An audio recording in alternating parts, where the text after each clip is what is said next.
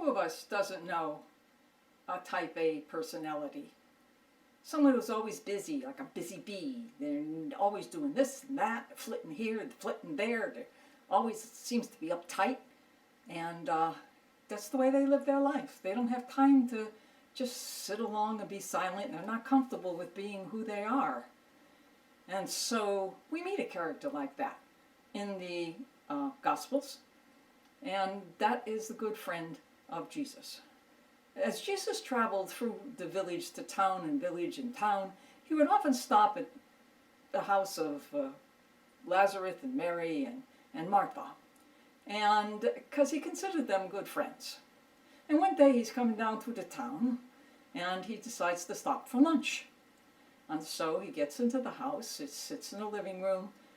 Martha comes in and says, "Hi, Jesus, welcome, come for lunch, glad to see you here." And then she flits off and she goes off into the kitchen. And then sitting at his feet is Mary. Now, that's a perfect scene. But out in the kitchen, something's brewing, and it's not coffee. What's brewing is Martha. Martha is stewing. She's getting madder by the minute, because as she's slicing and dicing and slicing and dicing, her sister Mary is out in the living room, sitting at the feet of Jesus, just carrying on a conversation. And she says, "Why isn't he coming in here and helping me? Come on." And so she figured she might go in and say something, but she didn't want to, so she kept dicing and slicing, and finally she couldn't take it anymore. So she goes into the living room, and she says to Jesus, "Jesus, would you please tell Mary to come into the kitchen and help me get the dinner ready?" And Jesus looks at Martha and says, "Cool your jets, Martha. Mary has chosen the better part.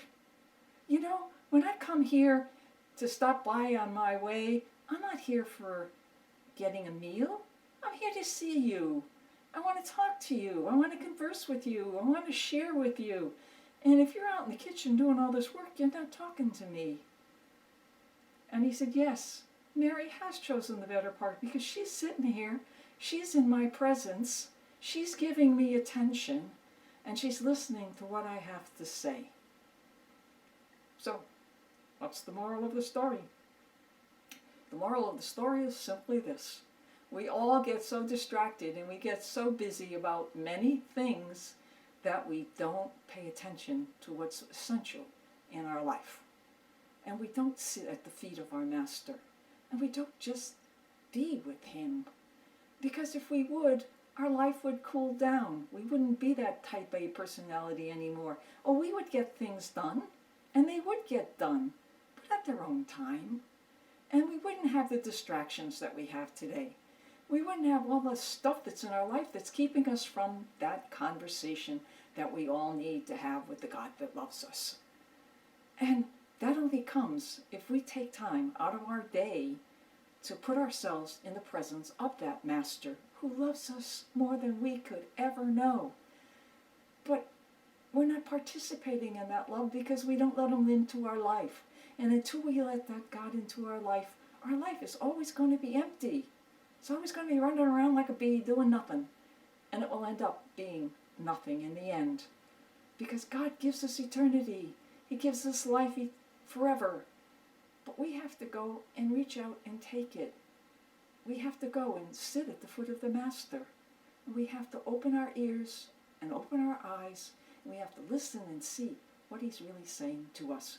And until we do that, we'll never ever be able to get into the state that we need to be in to understand how much God truly loves us.